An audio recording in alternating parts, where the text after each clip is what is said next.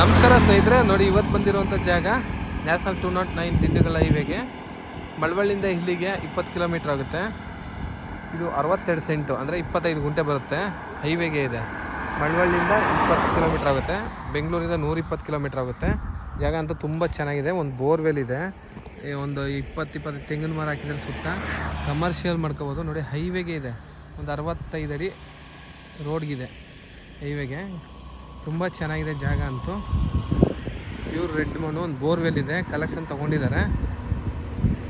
ಒಳಗಡೆ ತೋರಿಸ್ತೀನಿ ನೋಡಿ. ಎಲ್ಲ ಕ್ಲೀನ್ ಮಾಡಿಸಿ ನೀಟಾಗಿ ಮಾಡ್ಕೋಬೋದು.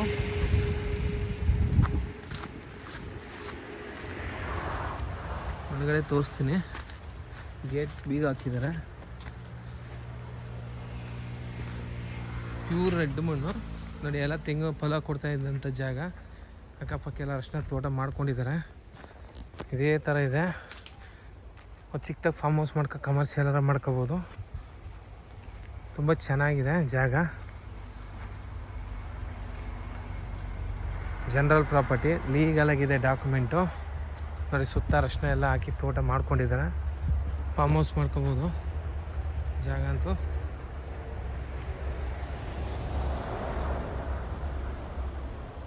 ಇವರು ಟೋಟಲಾಗಿ 1,20,00,000 ಹೇಳ್ತಾ ಇದ್ದಾರೆ.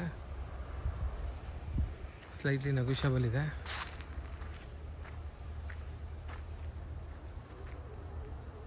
ಮೈಸೂರಿಂದ ಇಲ್ಲಿಗೆ ಒಂದು 65 ಕಿಲೋಮೀಟ್ರ್ ಆಗುತ್ತೆ.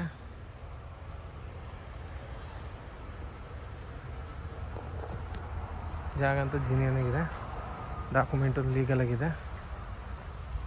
ಕಮರ್ಷಿಯಲ್ ಮಾಡ್ಕೋಬೋದು.